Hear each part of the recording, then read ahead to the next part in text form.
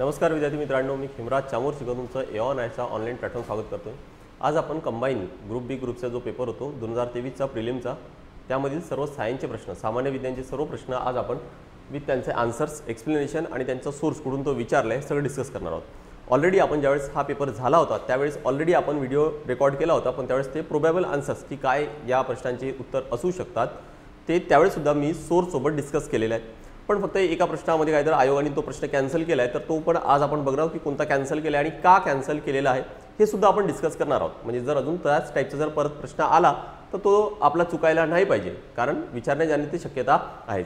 चला तर सुरू करूया आपण। हां, त्याआधी लक्षात घ्या की 10 जून पासून रिव्हिजन बॅच सुरू होत आहे, ज्याचं यूज तुम्हाला येणारी जे राज्यसेवा आणि कंबाईन आहे, कारण याचा जे वॉच टाइम आहे जे अनलिमिटेड वॉच आहे 3 महिन्यापर्यंत, म्हणजे कंबाईनची परीक्षा होतपर्यंत तुम्हाला ते अनलिमिटेड वेळा बघता येणार आहे। 10 जून पासून सुरू होत आहे रिव्हिजन बॅच आहे, जी ऑनलाईन लाईव्ह बॅच असणार आहे। एक्स्ट्रा इन्फॉर्मेशन पाहिजे असेल तर तुम्हाला इथं 2 नंबर दिलेले आहेत, त्यावर कॉन्टॅक्ट करता येईल। बॅचचे वैशिष्ट्य मी एकदा सांगून देतोय काय आहे, तर राज्यसेवा आणि कंबाईन दोन्ही एक्झामसाठी युजफुल आहेत ते। मोर दॅन 20 किंवा 20+ लेक्चर्स आपण यामध्ये घेणार आहोत, जे आपण क्लासमध्ये घेणार आहोत त्या सगळ्यांची PDF तुम्हाला शेअर केले जाईल। टॉपिकनुसार मागील 10 वर्षांचे प्रश्नांचे विश्लेषण सुद्धा कव्हर केले जातील। न्यूमरिकल ऑलरेडी आपण एक सिरीज सुरू केलेली आहे, ज्यामध्ये आपण टॉपिकनुसार न्यूमरिकल्स घेतोय, पण यावेळेस सुद्धा काहीतरी या बॅचमध्ये सुद्धा परत काही न्यूमरिकल्स कव्हर करू आणि PYQ नुसार इयरनुसार काहीतरी आपण न्यूमरिकल्स आहेत ते कव्हर केलेलेच आहेत ऑलरेडी।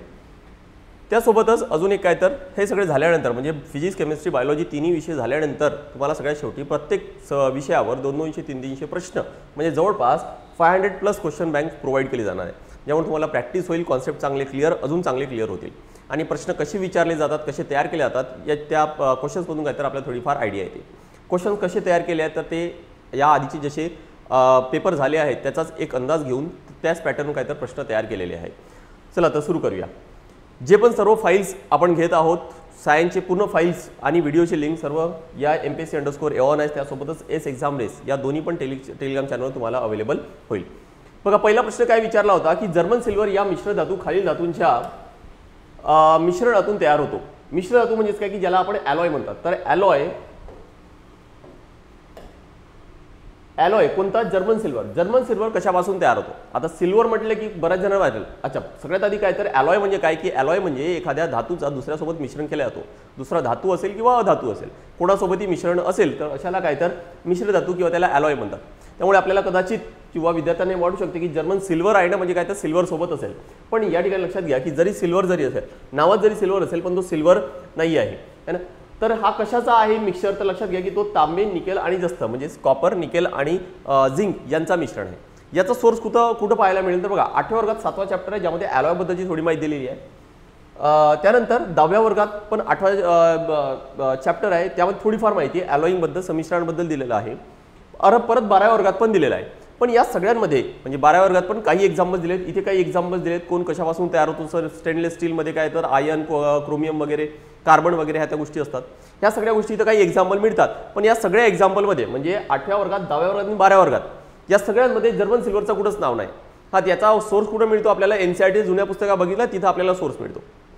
बेस्ट तुम्हाला सांगतो की कुठून शोधायचं आहे, तर कंबाईन ग्रुप बी 2020 हा पेपर ऑलरेडी आपण डिस्कस केले, त्यामध्ये मी तुम्हाला एक लिस्ट प्रोव्हाइड केलेलं आहे की कोणकोणते ॲलॉयज तुम्हाला पाठ करायचे आहेत। आता आयोगाने ॲलॉय बद्दल तर हाच विचारले, 2 वेळा विचारले, म्हणजे 2020 मध्ये पण विचारले, हा 23 मध्ये पण 2 वेळा काय तर जर्मन सिल्वरच विचारले, दुसरा कोणताच नाही विचारले। पण बाकीचे पण थोडेफार माहिती असायला पाहिजे, त्यामुळे मी या व्हिडिओमध्ये जाऊन बघायचं की तुम्हाला एक चार्ट प्रोव्हाइड केलाय की ॲलॉय कोणता आहे, तो कशापासून तयार होतो, म्हणजे त्याच्यामध्ये कंपोनंट्स कोणकोणते आहेत आणि त्या ॲलॉयचा यूज काय आहे, असा खूप मोठा एक चार्ट, म्हणजे मला वाटतं 10 ते 15 ॲलॉयज त्यामध्ये मी प्रोव्हाइड केले। त्याच्या बाहेरचं येण्याची फार कमी शक्यता आहे, येईल तर मोस्ट प्रॉब्ली त्या चार्टमधूनच कुठला तरी येईल, जसं हा जर्मन सिल्वर विचारलाय। सो या प्रश्नाचा आन्सर लक्षात ठेवा, जर्मन सिल्वर हा कॉपर, निकेल आणि झिंक यापासून काय तर तयार केला जातो। नेक्स्ट पुढचा प्रश्न काय तर बघा की ॲस्पिरिनचे रासायनिक नाव काय आहे, कुठे मिळेल ॲस्पिरिन बद्दलचं, की क्लास 12 मध्ये केमिस्ट्रीची बुक आहे, त्यामध्ये 11 चॅप्टर आहे, ॲसिटिल डेरिव्हेटिव्ह म्हणून लिहिलं आहे। ॲसिटिल डेरिव्हेटिव्ह हा कॉन्सेप्ट आहे, ज्यामध्ये दिले की एक रिॲक्शन दिली आपल्याला की सॅलिसिलिक ॲसिडचं रिॲक्शन झालं ॲसिटिल अनहायड्राइड सोबत, तर अशा वेळेस तयार काय झालं तर acetyl salicylic acid, acetyl salicylic acid आणि ॲसिटिक ॲसिड. हा जो ॲसिटिल सॅलिसिलिक ॲसिड आहे यालाच आपण काय तर ॲस्पिरिन म्हणत असतो. यालाच लक्षात घ्या की ॲस्पिरिन म्हणतात. याचा अर्थ या प्रश्नाचा आन्सर येणार काय की ॲस्पिरिनचं रासायनिक नाव काय तर ॲसिटिल सॅलिसिलिक ॲसिड, इथं नाव दिले काय तर ओ ॲसिटिल सॅलिसिलिक ॲसिड. हे आन्सर असणार आहे. त्यामुळे ह्या टॉपिकमध्ये बघा की अजून असे कोणते जनरल यूजचे जे नावं आहेत ते दिले आहेत का, आणि ते सगळे काढून घ्यायचे आणि नोट्स तयार करून घ्यायचं. म्हणजे काही अजून दुसरा प्रश्न आला तरी पण काय तर ते आपल्याला लगेच सॉल्व्ह करता येतात. नेक्स्ट पुढचा प्रश्न काय आहे तर बघा,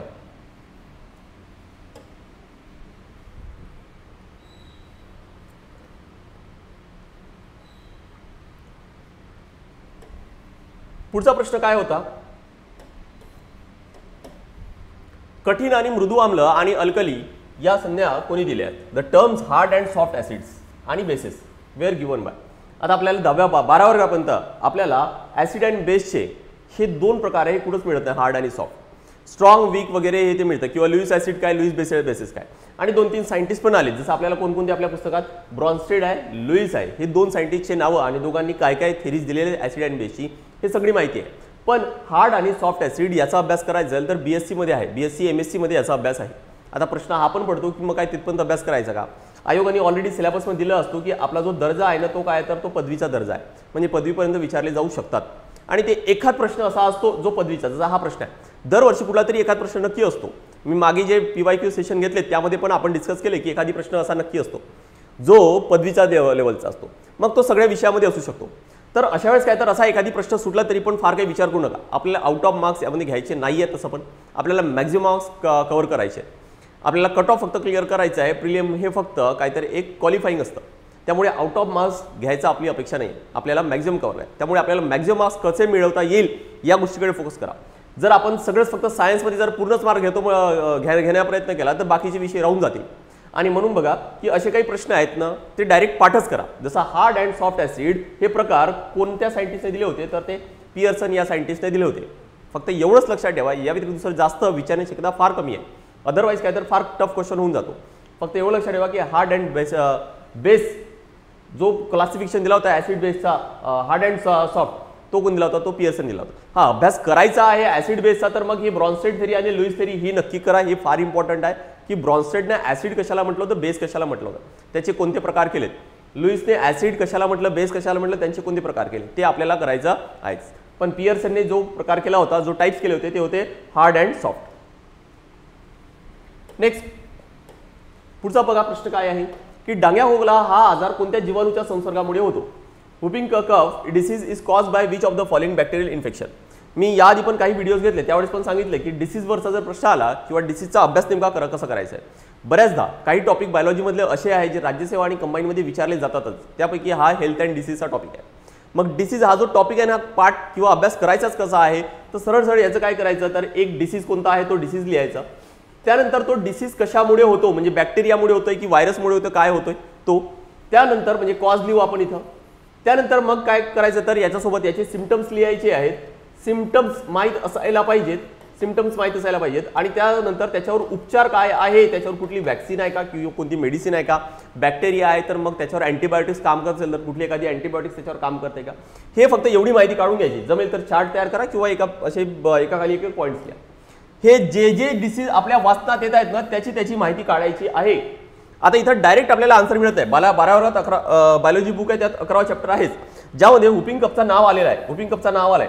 पण इथं हे दिलेलं नाही की antibiotics have greatly improve our capacity to treat deadly disease such as the plague, whooping cough, diphtheria, leprosy etcetera.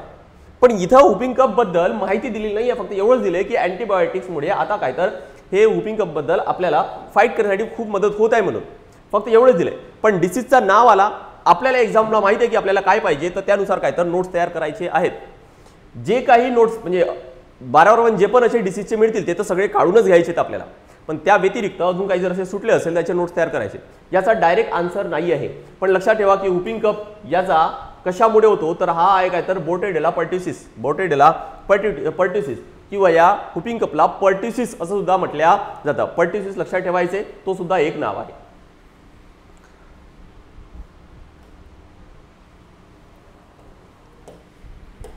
Next पुढचा प्रश्न बघा काय, खालीलपैकी कोणते जीवनसत्व ऑक्सिडेशन प्रतिबंधित करणारे आहेत. Which of the following vitamin acts as antioxidant. Antioxidant कोणता आहे 11व्या वर्गामध्ये दिलेला आहे. त्यासोबतच काय तर 11व्या वर्ग केमिस्ट्रीमध्ये पण आहे आणि ॲनिमल सायन्स टेक्नॉलॉजी पुस्तक आहे त्या 6वा चॅप्टर त्यामध्ये पण दिले की विटॅमिन ई. बघा की विटॅमिन ई ज्याला टोकोफेरॉल सुद्धा म्हटलं जातं त्यामध्येच दिलेलं आहे की ते कुठं कुठं सापडतं त्या गोष्टी दिल्या आहेत. त्यासोबतच त्याचं यूज कुठं आहे इथंच दिलं आहे की ॲक्ट्स ॲज अँटीऑक्सिडंट, की विटॅमिन ई हे अँटीऑक्सिडंट म्हणून काम करतं फॉर सेल मेम्ब्रेन. इथं पण दिलंय की अँटीऑक्सिडंट ॲज फूड्स. इथं दिले फॉर एक्झाम्पल विटॅमिन ई. या विटॅमिन ए सोबत लक्षात ठेवा की विटॅमिन सी हा सुद्धा काय तर एक अँटीऑक्सिडंट म्हणून काम करतो. सो अँटीऑक्सिडंट जर प्रश्न आला तर तुम्हाला म्हणजे या चॅप्टरमध्ये तर प्रत्येक विटॅमिनची तर माहिती दिलेली आहेतच. त्यासोबत लक्षात ठेवा की अँटीऑक्सिडंटचा जर प्रश्न आला तर विटॅमिन ई आणि विटॅमिन सी हे असू शकतात. इथं विटॅमिन ई आहे त्यामुळे आन्सर तर येणार काय तर थर्ड ऑप्शन येणार. नेक्स्ट पुढचा प्रश्न काय तर बघा, रिकामी जागा ही औषधे मध्यवर्ती चेतासंस्था पचन संस्था यांच्यावरील संवेदी चेतातंतूच्या टोकावर बद्ध राहतात. Blanks are drugs which bind to receptors present in central nervous system and gastro intestinal tract. असे कोणते ड्रग्स आहेत. आता ड्रग अब्यूज बद्दलचा जो कॉन्सेप्ट आहे ना तो आपल्याला दिलाय 12व्या वर्गामध्ये 10वा चॅप्टर आहे. म्हणजे कोणकोणते ड्रग जनरली आपण यूज करतो आणि ते जनरली यूज केले जातात आणि त्याचे दुष्परिणाम काय आहेत, आपल्या शरीरावर ते कुठे बाइंड होतात किंवा कोणत्या भागाला ते अफेक्ट करतात ना, ही अशी माहिती इथे दिलेली आहे. कोणाकोणाबद्दल दिले तर बघा कोणकोणते ड्रग दिले आपल्याला. ओपिओइड्स आहे, कॅनाबॉइड्स आहे आणि अल्कॉइड्स आहे, अल्काइड्स ऑफ कोका हे सगळे दिलेत. आणि तो ओपिआइड बद्दलच काय तर आयोगाने हा प्रश्न विचारलाय जसा तसा इथंच दिलेला आहे सेंटेन्स की हा कोणाला कुठं अटॅच होतो तर एक आहे सेंट्रल नर्वस सिस्टम आणि दुसरं काय तर गॅस्ट्रो इंटेस्टिनल ट्रॅक्ट. बघा these drugs binds to opioid receptors present in central nervous system and gastro intestinal tract. So याचा आन्सर येणार काय तर ऑब्वियस आहे ओपिओइड येणार आहे, ओपिओइड येणार आहे. या व्यतिरिक्त परत सांगतो की ही तर माहिती घ्यायची आहेच म्हणजे इथं तर अभ्यास करायचा आहे. आयोगाने पहिल्यांदा ड्रगवर असा प्रश्न विचारलाय, या आधी कधी विचारलेला नव्हता. याचा अर्थ काय तर या ओपिओइड सोबत तुम्हाला कॅनिबॉइड्स आणि काय तर अल्कॉइड्स हे विचारण्याची शक्यता आहे. थोडक्यात वाचून घ्या, जमेल तर थोडेफार नोट्स काढा, पॉईंट्स हे काय काय आहे है ना. याला बघा इथं आपण म्हणतो की हिरोईन हे तर आपल्याला माहिती आहे बऱ्यापैकी है ना. Otherwise called the smack is a chemically diacetyl morphine. म्हणजे हा हिरोईन हा कशाचा प्रकार तर या ओपिओइड्सचा आहे है ना. तर ह्या सगळ्या गोष्टी हे माहीत असायला पाहिजेत. इथं जायचं या चॅप्टरमध्ये आणि या तीनही ड्रग्स बद्दलची माहिती घ्यायची आहे. ड्रग्स जर विचारतील तर मोस्ट प्रॉब्ली यापैकीच विचारतील. नेक्स्ट शैवाळ वर्गीकरणामध्ये किटोफोरेल्स हा गट खालीलपैकी कोणत्या वर्गामध्ये येतो. बघा शैवाळ वर्गीकरणामध्ये किटोफोरेल्स म्हटले. आता मला वाटतं की 2023 मध्ये सर्वात टफ क्वेश्चन कोणता तर हा होता.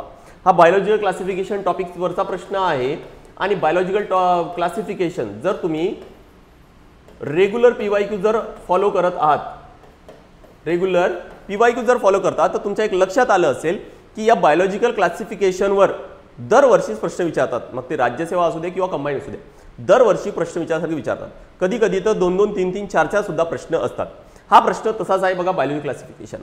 पण हा टॉपिक ना खूप मोठा आहे, कठीण नाहीये, पण खूप काही लक्षात ठेवायचे, खूप एक्झाम्पल्स, खूप कॅरेक्टरिस्टिक्स लक्षात ठेवायचे. बरं आधी आयोग ना हे किंगडम किंवा फायलम पर्यंत विचारलं जात होतं. त्यानंतर आयोग या क्लासपर्यंत गेला. म्हणजे बेसिकली काय की पूर्ण जो सजीव सृष्टी आहे त्याचे आपण क्लासिफिकेशन करतो किंगडममध्ये, त्या प्रत्येकाचं क्लासिफिकेशन मग फायलममध्ये, त्या प्रत्येकाचं क्लासिफिकेशन क्लासमध्ये. आता विचार करा की असं क्लासिफिकेशन करत गेलो तर या क्लासपर्यंतच कितीतरी क्लासिफिकेशन होईल आणि जे आपल्याला ॲक्च्युअली लक्षात ठेवण्याची पाठ करण्यासाठी खूप कठीण आहे, खूप जास्त मेहनत करावी लागेल. आणि हा तर प्रश्न विचारला आयोगाने कुठून तर ऑर्डरवरून, ज्याचा डायरेक्ट आन्सर शाळेच्या पुस्तकात तर मिळत नाही. पण हा जो आहे ना हा किटोफोरेल हा ॲक्च्युअली काय तर हा ऑर्डर आहे. कोणत्या क्लासचा आहे तर तो आहे कोणता तर क्लोरोफायटाचा. क्लोरोफायटा या क्लासमधला काय तर हा वन ऑफ द एक ऑर्डर आहे. ठीक आहे, तो हे लक्षात ठेवा की किटोफोरेल्स कोणाच्या अंडर येतो तर क्लोरोफायटा. नेक्स्ट अतिपाण्यामुळे वनस्पती मृत होतात. आता याचा पण डायरेक्ट आन्सर आपल्याला मिळत नाही. थोडंसं समजून जर आपण अभ्यास केलं, म्हणजे डायरेक्ट म्हणजे काय की जसं सेंटेन्स ड्रगचा होता प्रश्न तो डायरेक्ट आन्सर दिलाच होता. पण या ठिकाणी बघा की याचा आन्सर डायरेक्ट मिळत नाही, थोडंसं आपल्याला समजून घ्यावा लागतो कॉन्सेप्ट आणि मग काहीतरी आपल्याला ऑप्शन सिलेक्ट करावं लागतं. की क्लास 11 मध्ये ॲग्री अँड टेक्नॉलॉजी पुस्तक आहे. यावरचे बरेच प्रश्न आता आयोग विचारत आहे. नक्की पुस्तक चाळायचे आहे तुम्हाला. या आधी पण सांगितलं मी तुम्हाला की जे PYQ सेशन बघा तिथं पण सांगितलंय की जसं इरिगेशन वरचे प्रश्न आहे किंवा जे पेस्ट कंट्रोल आहे, डिसीज आहे, प्लांटवरचे डिसीज, ते सगळे या बुकमध्ये दिलेले आहे. हा प्रश्न बघा काय आहे की इथं दिलंय की इफेक्ट ऑफ रेनफॉल, की पावसाच्या पाण्यामुळे किंवा पावसामुळे नेमकं काय परिणाम होतो. की ज्या वेळेस heavy water and excess rain, खूप जास्त पाऊस पडतो तर अशा वेळेस काय होतं water lock condition in the field. Water lock condition म्हणजे काय की पूर्ण पाणी जमा होणे, शेतीमध्ये पूर्ण पाणी जमा होणे किंवा झाडाजवळ पूर्ण पाणी जमा होणे त्याला वॉटर लॉक कंडिशन म्हणतात. आता ज्यावेळेस वॉटर लॉगिंग होतं त्यावेळेस काय होतं बघा की flood causes the soil erosion and damage to the crops on river banks. Water logging affects soil aeration. काय म्हटलं इथं वॉटर लॉगिंगमुळे काय होतं तर सॉइल एरिएशन होतं. अफेक्ट द सॉइल एरिएशन म्हणजे जो मातीमधून जो मुळांना जो ऑक्सिजन मिळत आहे किंवा हवेतील ऑक्सिजन माती थ्रू काय तर मुळांना मिळत आहे, हवा ऑक्सिजन आणि हवा सुद्धा, तर तो काय तर तो अफेक्ट होणार आहे, तो पाहिजे तेवढ्या प्रमाणात मिळणार नाही. And affect the root function also. त्यामुळे काय तर मुळांचा फंक्शनवर सुद्धा परिणाम होणार. आता याच्यामुळे काय तर बघा इथं की अति पाण्यामुळे वनस्पती मृत होतात. कारण काय, कारण त्यांचे रूट फंक्शन आहे तो बिघडतो. त्यांना ऑक्सिजन आहे किंवा एअर आहे त्याचा सप्लाय काय आहे तो प्रॉपर होत नाहीये. त्यामुळे मुळे काय होणार तर ऑक्सिजन पासून वंचित होतील. हा योग्य आन्सर आहे जो आयोगाने पण दिलेला आहे है ना. त्यामुळे काय तर आपल्याला डायरेक्ट आन्सर मिळत नाही, आपल्याला तो समजून काय तर ते अभ्यास करावा लागणार आहे. नेक्स्ट पुढचा प्रश्न बघा. नायट्रोजन स्थिर करण्यासाठी खालीलपैकी कोणती शैवाळे जास्तीत जास्त उपयोगी आहे. आता हा प्रश्न कशावरचा आहे तर नायट्रोजन फिक्सेशनवरचा आहे. नायट्रोजन फिक्सेशन म्हणजे काय की हवेतील नायट्रोजन आहे तो आपण म्हणजे ह्युमन किंवा कोणता ॲनिमल कोणते प्लांट्स हे डायरेक्ट घेऊ शकत नाही. म्हणून काय करावं लागतं तो नायट्रोजन आधी नायट्रोजिनियस कंपाऊंडमध्ये नायट्रोजनच्या एखाद्या कुठल्या तरी कंपाऊंडमध्ये नायट्राइट, नायट्रेट, अमोनिया अशा कुठल्या तरी कंपाऊंडमध्ये कन्वर्ट होतात आणि त्यानंतर मग तो काय तर प्लांट्सद्वारे आणि प्लांट्सला खाल्ल्यानंतर मग ॲनिमलच्या शरीरामध्ये सुद्धा येतात. आता ते कोण कन्वर्ट करतं तो जो नायट्रोजन आहे नायट्रोजन कंपाऊंडमध्ये कोण कन्वर्ट करतं.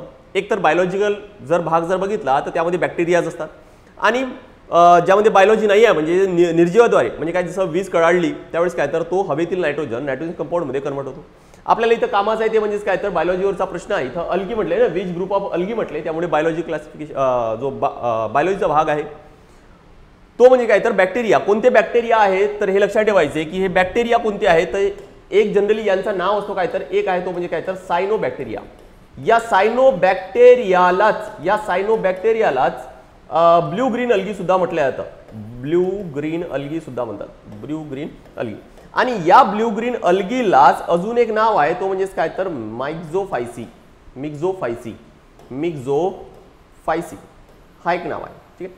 आता याचं नाव तुम्हाला शाळेच्या पुस्तकांमध्ये हे दोन नावं जनरली सापडतात. हा नाव सापडत नाही.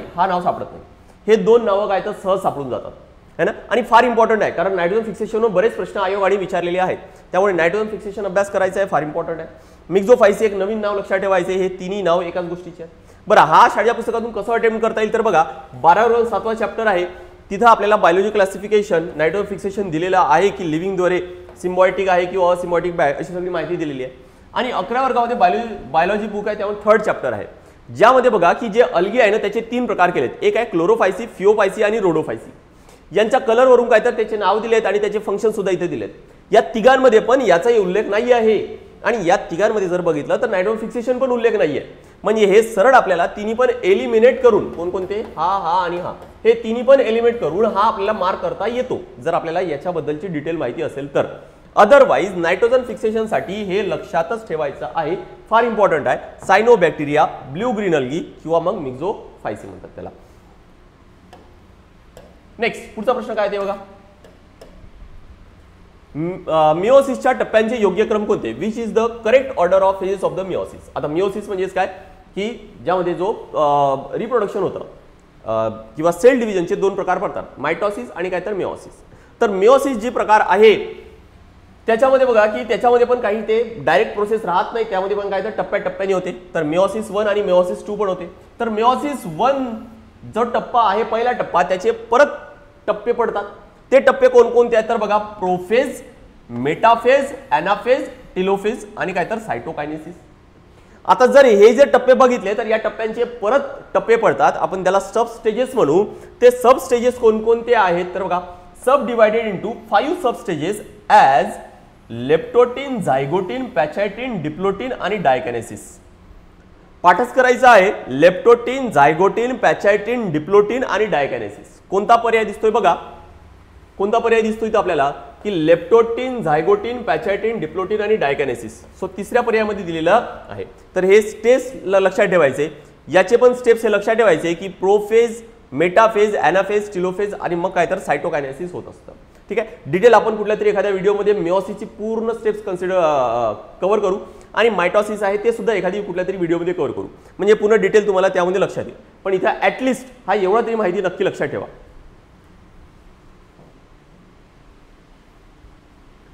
नेक्स्ट पुढचा प्रश्न बघा की अँटीबॉडी संयुगे रिकामी जागाच्या उपचारांसाठी वापरण्याची शिफारस केली जाते, की अँटीबॉडी संयुगे कोणत्या उपचारांसाठी वापरतात.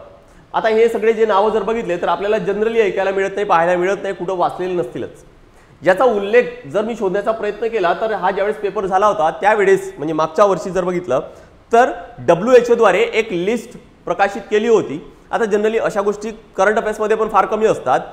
ती लिस्ट कशाची होती तर निग्लेक्टेड ट्रॉपिकल डिसीज. ट्रॉपिकल म्हणजे काय तर ट्रॉपिक ऑफ कॅन्सर आणि ट्रॉपिक ऑफ कॅप्रिकॉन याच्यामधला जो एरिया आहे, पट्टा आहे, त्या भागामध्ये असे काही डिसीज आहेत ज्याकडे जास्त लक्ष दिल्या जात नाहीये आणि म्हणून याला NTD किंवा निग्लेक्टेड ट्रॉपिकल डिसीज आहे ते म्हटलं जातं. आणि या सगळ्यांमध्ये एक डिसीज आहे तो म्हणजे कोणता तर बघा हा 15व्या नंबरचा जो आहे काय तर सिस्टोसोमियासिस किंवा इथं स्पेलिंग दिले सिस्टोमियासिस. या रोगासाठी कशाचा यूज केला जातं, याच्या ट्रीटमेंटसाठी हा अँटीमनी कंपाऊंडचा यूज केला जातो. तर मोस्ट प्रोबेबली आयोगाने हा जो प्रश्न आहे हा कदाचित करंटमधून काय तर उचलला असेल. हा जो सिस्टोमियासिस आहे कदाचित इंडियाशी रिलेटेड असेल किंवा याशी रिलेटेड कुठली एखादी न्यूज पण असेल आणि म्हणून हा प्रश्न विचारलाय. जनरली फार कमी लोकांच्या वाचण्यामध्ये काय तर हा प्रश्न आला असेल किंवा असा कुठला तरी रोग आहे तो असेल. लक्षात ठेवा सिस्टोमियासिस अँटीबॉडी संयुगे ते यूज केले जातात. नेक्स्ट पुढचा प्रश्न बघा. साधारणपणे पोरीफेरा म्हणजे काय ज्याला आपण स्पॉन्जेस म्हणतो, म्हणजे पूर्ण ॲनिमल्स मधला सगळ्यात पहिला फायलम आहे. ॲनिमल किंगडम मधला पहिला फायलम जो अगदी बेसिक आहे, जो समुद्रामध्ये असतो, जो आणि तो पण सेडेंटरी म्हणजे काय तर स्थानबद्ध आहे, एकाच ठिकाणी राहतो आणि तो स्पॉन्ज सारखा आहे, त्याला पोरीफेरा किंवा स्पॉन्जेस सुद्धा म्हणतात. त्यांच्यामध्ये गॅमेट कशामुळे तयार होतात. गॅमेट म्हणजेच काय की ज्याच्यापासून काय तर नवीन एक सजीव आहे तो तयार होईल. जसा आपल्या शरीरामध्ये मेल गॅमेट आणि फिमेल गॅमेट असतात, म्हणजे स्पर्म आणि काय तर एक हे झाले गॅमेट्स. त्यांसाठी या स्पर्म आणि एकसाठी कॉमन नाव आहे तो काय तर तो आहे गॅमेट. तर या पोरीफेरामध्ये जे गॅमेट्स आहेत हे कशाद्वारे तयार होतात तिथं दिले बघा की गेम्युल फॉर्मेशन मध्ये is a internal bud form only in sponges. Sponges म्हणजे लक्षात ठेवा की Porifera. It has asexually produce mass or aggregation of dormant cells, the archaeocytes capable of developing into new organisms. So इथं नाव दिले काय तर आर्किओसाइट्स, की जे स्पॉन्जेस मध्ये जे गॅमेट्स तयार होतात त्याला काय म्हणतात तर आर्किओसाइट्स म्हटले जातात. आर्किओसाइट्स. So answer second. कोणत्या बुकमध्ये दिले ते लक्षात येते की क्लास 12 मध्ये बायोलॉजी सेकंड चॅप्टर आहे त्यामध्ये दिलंय. नेक्स्ट तापमानातील प्रत्येक 1 डिग्री वाढीसाठी हवेतील ध्वनीचा वेग रिकामी जागा सेंटीमीटर पर सेकंद मध्ये सेकंदने वाढतो. म्हणजेच काय की जर टेम्परेचर जर 1 डिग्रीने वाढला तर अशा वेळेस स्पीड ऑफ कशाचा म्हटले ध्वनीचा हवेतील ध्वनीचा वेग म्हणजे 1 डिग्री जर टेम्परेचर वाढला तर ध्वनीचा वेग कितीने वाढणार ते इथं विचारलेलं आहे. आता याचा अभ्यास कुठं करता येईल ते 11व्या वर्गामध्ये 8वा चॅप्टर आहे फिजिक्सची बुक आहे त्यामध्ये आहे, किंवा मग एऑनच्याच प्लॅटफॉर्मवर जा, सायन्सची काय प्लेलिस्ट आहे त्यामध्ये जा. स्पीड ऑफ साऊंड बद्दलचा डिटेल कॉन्सेप्ट 11व्या वर्गातला जो इम्पॉर्टंट आहे ना तो घेतलाय मी. त्यामध्ये काय तर एक आहे न्यूटन्स फॉर्म्युला जो ऍक्च्युअली न्यूटनने फॉर्म्युला दिला होता तो काय तर तो चुकीचा होता, कारण जी प्रॅक्टिकल व्हॅल्यू होती एक्सपेरिमेंटल व्हॅल्यू होती ती थोडीशी वेगळी येत होती. आणि मग काय तर याला करेक्ट करण्यासाठी आलं कोणतं लाप्लास आणि त्याला करेक्ट केलं, त्यामुळे त्याला लाप्लास करेक्शन आहे म्हटलं जातं. त्यामुळे हे दोन्ही पण कॉन्सेप्ट हे मी काय तर त्या व्हिडिओमध्ये कव्हर केले. आणि या लाप्लास करेक्शनने जो मग फॉर्म्युला दिला होता त्यानुसार मग आपल्याला काढता येतं किंवा पुस्तकातच दिले की कोणकोणते फॅक्टर्स स्पीड ऑफ साऊंडवर अफेक्ट करतायत. जसं टेम्परेचर वाढला तर स्पीड ऑफ साऊंड पण वाढतोय हे दिले. प्रेशरचा काही फरक पडत नाही आहे. तर या सगळ्या गोष्टी काय तर या लाप्लासच्या फॉर्म्युल्यावर आपल्याला काय तर ते डिसाईड करता येतात किंवा काढता येतात. आणि ते इथं मी कव्हर केले, त्या व्हिडिओमध्ये कव्हर केले किंवा या चॅप्टरमध्ये जाऊन तुम्हाला वाचता येईल. या लाप्लास करेक्शन मध्येच दिलं आहे की ज्यावेळेस टेम्परेचरचा अफेक्ट होतो की 1 डिग्री राईज साठी velocity increases by 0.61 metre per second. एवढ्याने काय तर ते वाढत असतं. म्हणजे 1 डिग्री टेम्परेचर वाढला की एवढ्याने काय तर 0.61 मीटर पर सेकंडने काय तर स्पीड ऑफ साऊंड सुद्धा वाढणार आहे. इथं आपल्याला युनिट दिले सेंटीमीटर पर सेकंड. ज्यांनी कोणी वाचला असेल तर अर्धे तर नक्कीच असतील की 0.61 मार्क करून आले असतील, पण फिजिक्सचा प्रश्न आहे, युनिट फार इम्पॉर्टंट असतात. सो इथं मीटर पर सेकंड आहे, इथं सेंटीमीटर पर सेकंड आहे, तर सेंटीमीटर पर सेकंड मध्ये कन्वर्ट करावं लागेल. So 0.6 metre per second centimetre मध्ये कन्वर्ट करायचे म्हणजे 100 ने गुणाकार करू. सो 61 सेंटीमीटर पर सेकंड. आन्सर हा येणार नाही तर 61 सेंटीमीटर पर सेकंड तो योग्य असणार आहे. लक्षात ठेवा, फिजिक्सचा प्रश्न असल्यामुळे युनिटकडे लक्ष ठेवायचं आहे, घाईघाईत मार्क करून यायचं नाहीये. नेक्स्ट पुढचा प्रश्न घेऊ आपण. काय विशिष्ट उष्णतेचे सीजीएस प्रणालीतील एकक रिकामी जागा ही आहे. विशिष्ट उष्णता म्हणजे काय, तर ज्याला स्पेसिफिक हीट म्हणतात. तर स्पेसिफिक म्हणजे फारच बेसिक प्रश्न विचारला होता, युनिट विचारले, फक्त एवढंच आहे की ते सीजीएस सिस्टम मध्ये विचारले. आपण जनरली एसआय सिस्टम मध्ये पाठ करतो. तर स्पेसिफिक हीटचा जो युनिट आहे सीजीएस सिस्टम मध्ये तो काय. स्पेसिफिक हीट म्हणजे नेमकं काय की एखाद्या पदार्थाचा 1 डिग्री टेम्परेचर वाढवायचं आहे. युनिट मासचा म्हणजे 1 किलोग्रॅम जर पदार्थ आहे तर त्याचा 1 डिग्रीने जर टेम्परेचर वाढवायचा आहे तर आपल्याला किती हीट द्यावी लागेल त्याला काय म्हणतात, तर स्पेसिफिक हीट म्हटलं जातं. आता त्याचा युनिट काय, तर बघा की एसआय युनिट कोणत्या चॅप्टरमध्ये क्लिअरच दिलं आपल्याला की 11 वर्गात 7वा चॅप्टर आहे. SI unit of specific heat capacity is joule KG per second, की काहीतरी एनर्जी द्यावी लागेल प्रत्येक किलोग्रॅमसाठी आणि प्रत्येक डिग्री वाढवण्यासाठी है ना. त्यामुळे जूल केजी पर सेकंड हा काय तर एसआय युनिट आहे. बघा जूल पर केजी डिग्री सेल्सिअस किंवा जूल पर केजी केल्विन मध्ये सुद्धा. आणि सीजीएस मध्ये तेच काय दिले आपल्याला, तर अर्ग ग्रॅम डिग्री सेल्सिअस किंवा अर्ग पर ग्रॅम केल्विन है ना. तर हे सीजीएस मध्ये दिले, हे सीजीएस मध्ये आहेत आणि हे एसआय सिस्टम मधले युनिट्स आहेत. आपल्याला विचारले एसआय सिस्टम मध्ये, पण इथं युनिट मध्ये कोणतेच ऑप्शन मध्ये कोणतेच दिसत नाही. आता इथं आपल्याला सीजीएस विचारले तर नेहमी लक्षात ठेवा की यापैकीच कोणतरी एक येईल. पण त्यासोबतच काय की जे हीट एनर्जी आहे ती बऱ्याचदा एनर्जी तर त्याचा एसआय युनिट तर जूल आहे किंवा सीजीएस युनिट काय तर अर्ग आहे, पण हीट जर एनर्जी असेल तर ते आपण कॅलरी मध्ये पण सुद्धा मोजतो. कॅलरी मध्ये सुद्धा काय तर बऱ्याचदा मोजत असतो. त्यामुळे मी इथं काय करतो, अर्गच्या जागी कॅलरी लिहितो किंवा या ठिकाणी अर्गच्या जागी कॅलरी लिहितो. आता बघू एकतर हा युनिट आहे किंवा हा युनिट आहे का. बघा कॅलरीज पर ग्रॅम तर येणार नाही. कॅलरीज पर ग्रॅम डिग्री सेल्सिअस हा दिसतो इथं, त्यामुळे तो आहे. कॅलरीज डिग्री सेल्सिअस इथं उलट लिहिले, तो पण येणार नाही. नन ऑफ द अबव तर येणार नाही. आन्सर येणार काय तर सेकंड ऑप्शन आहे, तो योग्य असणार आहे.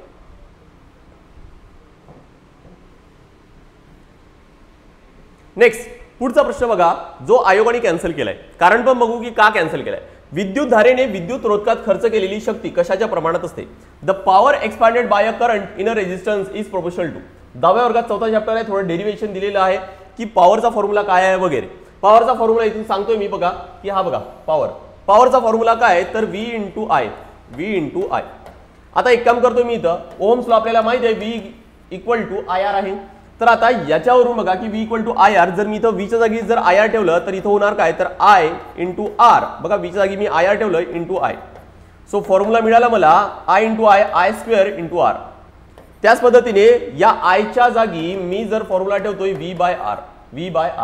त्यामुळे या I च्या जागी V बाय R ठेवलं तर काय येणार तर बघा हा I square sorry V by R.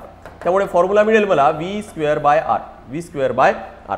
Right. अजून काय फॉर्म्युला मिळू शकतो बघा आता की इथं आपण VI या जागी आपण सगळ्यात आधी या जागी आपण IR ठेवलं आणि इथं नंतर मग आपण I च्या जागी V बाय R ठेवलं. त्यामुळे आपल्याला हा एक फॉर्म्युला मिळालाय, हा एक मिळालाय आणि हा एक मिळालाय. यावरून बघू की कोणकोणते ऑप्शन्स आहेत ते आपल्याला मार्क करता येतात. पॉवरचे तिन्ही फॉर्म्युला लक्षात ठेवायचे आहेत तुम्हाला. बघा पहिला ऑप्शन काय दिलंय की पॉवर, आणि प्रश्न विचारलाय की power expended by a current in the resistance is proportional to. की पॉवर हा कोणाशी प्रपोर्शनल आहे, किती डायरेक्टली आहे इन्व्हर्सली आहे, तो आपल्याला काय तर काढायचे. पहिला आहे की square of the current in the resistance. जर मी हा जर फॉर्म्युला जर कन्सिडर केला तर मला क्लिअर लक्षात येते की पॉवर हा square of the current in the resistance त्यासोबत काय तर तो डायरेक्टली प्रपोर्शनल आहे, त्यामुळे हा तर बरोबर येतोय. क्यूब ऑफ द करंट हा तर इथं कोणत्याच फॉर्म्युल्यामध्ये क्यूब नाही आहे, तो काढून घेऊ आपण. स्क्वेअर रूट कोणत्याही फॉर्म्युल्यामध्ये नाही आहे, तो पण काढून घेऊ. Square of the potential difference across it. बघा आता मी जर हा जर फॉर्म्युला कन्सिडर केला की power is directly proportional to V square, तर मग अशा वेळेस हा पण तर बरोबर आहे की square of the potential difference म्हणजे काय तर V, याच्यासोबत सुद्धा काय तर तो बरोबर, म्हणजे हा पण बरोबर येतोय. आता यासाठी आपल्याला जर या प्रश्नाचा आन्सर माहित करून घ्यायचा आहे की नेमका काय येईल, किंवा आयोग नेक्स्ट टाइम जर असा जर प्रश्न विचारला बरोबर विचारला तर तो काय देईल, यासाठी लक्षात घ्या की आपल्याला हे माहित असायला पाहिजे की नेमकं अशा वेळेस कॉन्स्टंट काय आहे. कॉन्स्टंट नेमकं काय आहे ह्या गोष्टी माहिती असायला पाहिजे. म्हणजे जर बघा की इथं जर सपोज R जर कॉन्स्टंट असेल तर अशा वेळेस I स्क्वेअर सोबत तो डायरेक्टली प्रोपोर्शनल असतो किंवा V स्क्वेअर सोबत डायरेक्टली प्रोपोर्शनल असतो. पण V सोबत I जर कॉन्स्टंट असेल तो आर सोबत डायरेक्टली प्रोपोर्शनल असेल, पण व्ही जर कॉन्स्टंट असेल तर पॉवर हा इन्व्हर्सली प्रोपोर्शनल आर सोबत. तर हे कॉन्स्टंट काय आहे हे प्रश्नात दिलं असायला पाहिजेत, तर काय तर आपल्याला हा प्रश्न सॉल्व्ह करता येतो. आणि तसंही आयोगाने एकतर कुठला तरी एक ऑप्शन थोडाफार वेगळा द्यायला पाहिजे होता, जे दिलेलं नाही आहे आयोगाने. त्यामुळे या कारणामुळे आयोगाने काय केलं तर हा प्रश्न आहे ना हा कॅन्सल केला. यामध्ये दोन्ही आन्सरचे बरोबर आहे, पण हे 3 फॉर्म्युला लक्षात ठेवा आणि कॉन्स्टंट काय आहे त्यानुसार आपल्याला ऑप्शन मार्क करायचा आहे. तुम्हाला एक्स्ट्रा अभ्यास करायचे तर या बुकमध्ये डेरिव्हेशन वगैरे आहे तो दिलेला आहे, फार सोपी आहे, फार काही कठीण तर नाहीच आहे. तर विद्यार्थी मित्रांनो, आपण या पद्धतीने पूर्ण जे 15 क्वेश्चन्स होते 2023 मध्ये विचारले ते सगळे कव्हर केलेत. परत एकदा सांगतोय की रिव्हिजन बॅच सुरू होत आहे 10 जून पासून रिव्हिजन बॅच सुरू होत आहे. सामान्य विज्ञानची जी येणाऱ्या राज्यसेवा आणि कंबाईनसाठी फार हेल्पफुल आहे. आपण जमेल तिथपर्यंत आयोगाने विचारले त्या प्रश्न विचारले त्यानुसार काय तर रिव्हिजन करण्याचा प्रयत्न करणार आहोत. जे PYQ आहेत ते सुद्धा म्हणजे मागील 10 वर्षाचे PYQ आपण कव्हर करण्याचा प्रयत्न करू. ही लक्षात ठेवायचे की अनलिमिटेड वॉच आहे 3 महिन्यापर्यंत, म्हणजे तुमची कंबाईनची एक्झाम होतपर्यंत तुम्हाला ते वाटेल तेवढ्या वेळेस काय तर ते बघता येईल. म्हणजे कोणत्याही प्रश्न टॉपिकमध्ये एखाद्या वेळेस डाऊट आला अभ्यास करता तर लगेच तुम्हाला ते काय तर चेक करता येतं. दिलेल्या नंबरवर तुम्हाला कॉन्टॅक्ट करून त्याबद्दल अधिक माहिती मिळवता येईल. एकदा वैशिष्ट्य सांगून देतो बॅचबद्दलची की 20+ लेक्चर्स तुम्हाला इथं प्रोव्हाइड केले जातील. PDF नोट्स जे पण आपण क्लासमध्ये घेणार आहोत ते सगळं तुम्हाला PDFच्या फॉर्ममध्ये मिळेल. टॉपिकनुसार मागील 10-12 वर्षाचे आपण प्रश्न घेऊ. न्यूमरिकलची सुद्धा प्रॅक्टिस आपण ऑलरेडी यूट्यूबला सुरू केलेली आहे. या बॅचमध्ये सुद्धा परत आपण काही न्यूमरिकल्स कव्हर करू आणि सगळं झाल्यानंतर मग आपण फिजिक्स, बायोलॉजी, केमिस्ट्रीवर 200, 300 प्रश्न आपण देणार आहोत. म्हणजे मोर दॅन 500+ क्वेश्चन्स हे तुम्हाला प्रोव्हाइड केले जाईल. लक्षात घ्यायचे ही ऑनलाईन प्लस लाईव्ह बॅच आहे. ऑनलाईन लाईव्ह बॅच आहे जे तुम्हाला दिलेल्या कॉन्टॅक्ट नंबरवर कॉन्टॅक्ट करून त्याबद्दलची एक्स्ट्रा माहिती घेता येईल. कोणतीही PDF जर डाउनलोड करायची असतील तर 2 टेलिग्राम चॅनल दिलेले आहेत. MPSC_A1 आहे, त्यासोबतच एक्झाम रेस या दोन्ही टेलिग्राम चॅनल जाऊन तुम्हाला PDF, व्हिडिओची लिंक सगळं काय तर अवेलेबल आहे. आज आपण इथंच थांबूया. Thank you very much.